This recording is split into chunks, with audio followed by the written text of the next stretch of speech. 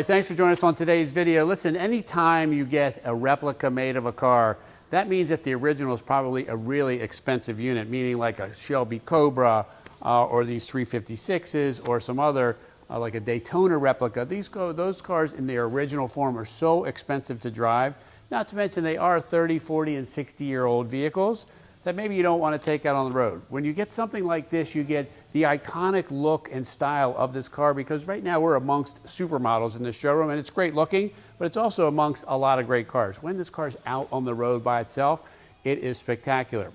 This in itself is the next level of what you'd probably want if you owned one of these cars that was original. For instance, this has 3 times the power, right, that the original had. Let me say 2 times the power, but it has more. Let's say it has significantly more. We'll use that number to be safe, all right?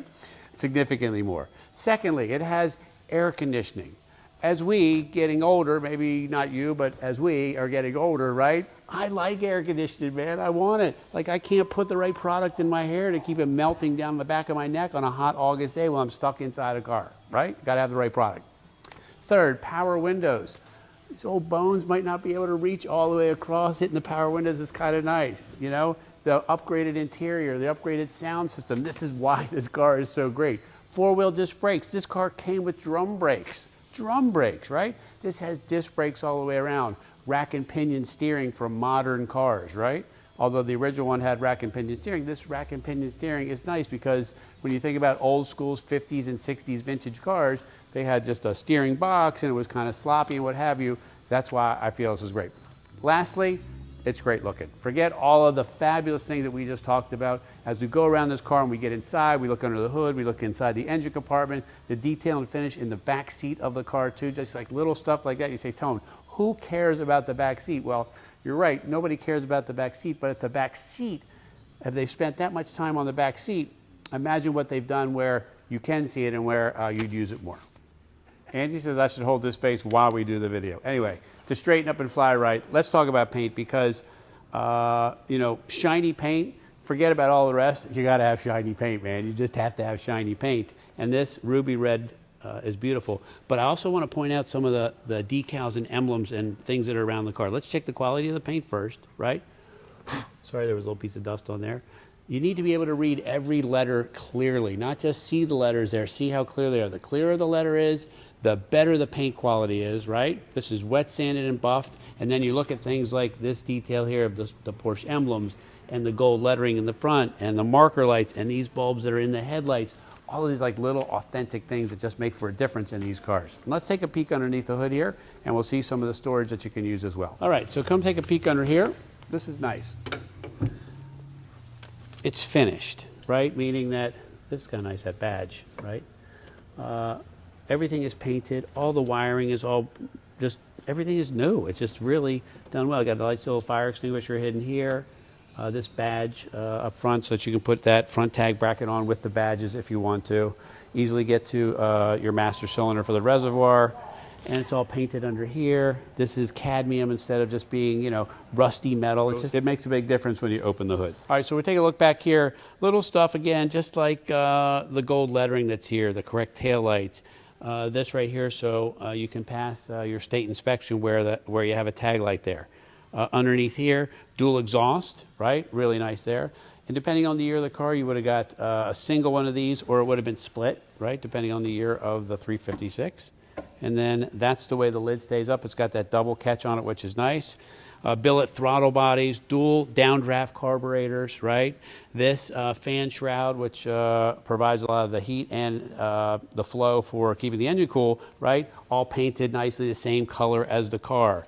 Air conditioning system beautifully retrofitted on here. It's modern heat and modern air conditioning, so it's 2 different things. Remember, these cars didn't have water in them, right? So they couldn't get heat as well. This is a much more modern system with a larger blower, and it makes it so that you can use it seasonally, which I think is really nice, right? It's detailed all inside here. You can tell from the pictures. I don't want to ramble on about it, but the sound of it and the power of it is very different than the stock one. And to close the lid, you just lift it up again, and there you go.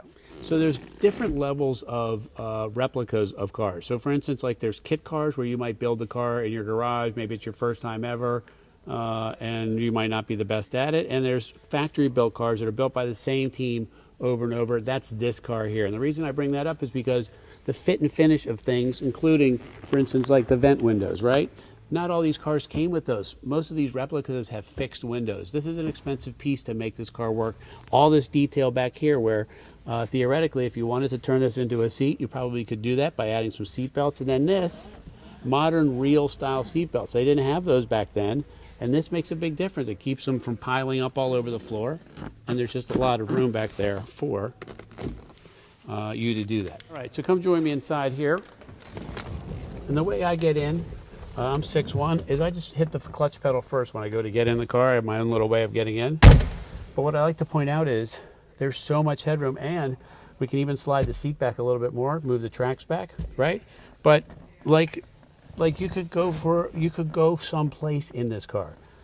Plenty of room back here for a couple soft bags, or throw some stuff under the front right there and throw the dog in the back, right? It's got the side vents right here built in. Check out the pictures when you see them. Those are original style heating and fresh air vents that would have come in here. This is a modern interpretation of the original radio, so it's digital. You can get things like Bluetooth and CD and things like that. This is the air conditioning unit. That's a big deal, right? It's a big deal. It's very nice. 130 mile an hour speedometer, 6,000 RPM tach, and the rest of full gauges as well. I love this little badge. You know, funny, this might not seem like a big deal. You say, Tom, what's the big deal about a Porsche badge? Well, this badge right here is probably 10 times the price of a sticker because this has the shield filled in with these colors. And the reason I know that's because we buy them all the time. And you can buy a cheap set or you can buy the nice one. And this one happens to have the nice one. Inside the glove box, all nicely done and painted, right? Not all glove boxes look like that, I promise you. Most are cardboard or worn out or have nothing at all. This is our check sheet that says we test drove the car. And the items that are on here work like the way they're supposed to, which is the difference between maybe getting a car from Fleming's and getting one from someone else. All right, so we close up this video. Listen, we want to revisit this one thing. The difference between a kit car and a factory assembled replica. Very different cars. Kit cars are the layman, meaning anybody of your friends, and we all know some friends are not mechanically inclined to do a whole lot and then want to tackle something like this. This vehicle here is built by the same people on the same assembly line, using the same craftsmen with quality parts, right? And then adding those additional things too, which add up to be a lot of money. That's why it's so much better to buy something like this that's already completed. The shakedown is done, but it has air conditioning, it has power windows, it has an upgraded stereo, it does have the 15-inch wheels and chrome that looks so nice. So there's a lot of options on this car that make it so great. And a lot of times people say, well, that's a great looking car, but you don't know why. And now that we've reviewed all this, now you have a better idea. Anyway, call us 301-816-1000. We'll tell you all about this replica. We're going to go for a test drive. Don't forget to go with us there. And if you don't mind, share this and hit us with a like as well. And I'd love to hear your comments. Maybe you had one of these back in the day, or maybe you knew somebody or a neighbor or whatever. There's always those cool stories, and I'd love to hear it. Anyway, thanks so much.